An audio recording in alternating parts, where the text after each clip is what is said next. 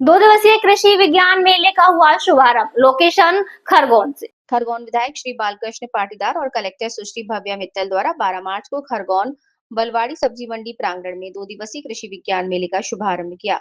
कृषि उद्यानिकी और आत्मा विभाग द्वारा आयोजित कृषि मेले में श्रीमती नंदा ब्रह्माणे, नगर पालिका अध्यक्ष श्रीमती छाया जोशी सहित अन्य जनप्रतिनिधि उपस्थित रहे। किसानों को आधुनिक और उन्नत कृषि तकनीकों से अवगत कराने के उद्देश्य से 80 से अधिक स्टॉल लगाए गए, जिनके माध्यम से जीवामृत खाद्य, उन्नत किस्म के बीज, ड्रिप सिंचाई प्रणाली, जैविक उत्पाद तथा तकनीकी खेती की नवीन विधियों का प्रदर्शन किया। इस दौरान विधायक श्री पाटीदार ने मेले के महत्व पर प्रकाश डालते हुए कहा कि यह आयोजन किसानों और कृषि वैज्ञानिकों के लिए ज्ञान के आदान प्रदान का सशक्त मंच है।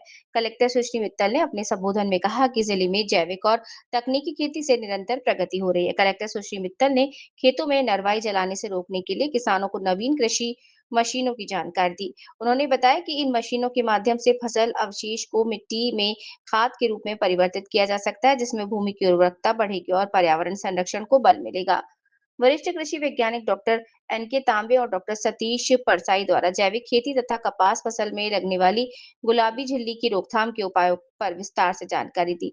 इस दौरान कृषि उप संचालक एस राजपूत, परियोजना संचालक आत्मा एस कनाश, उप संचालक उद्यानिकी के गिरवाल, जिला विपणन अधिकारी रोहित श्रीवास्तव और संबंधित विभागों के अधिकारी सहित किसान उपस्थित रहे। किसानों के आवेदन भी बैंक में लगाए, जिसमें से 18 स्वीकृत भी हो गए हैं। और अच्छी बात यह है कि हम चाहेंगे कि आगे आने वाले 3-4 महीनों में रायपुरपुरा के हर किसान, सफेद मूसली के किसान के घर पे ये तकनीक आ जाए और सभी लोग जो है अपने अपने तकनीक का उपयोग कर कर अपने मूसली के छिलके निकालकर अच्छी आय प्राप्त कर सकें।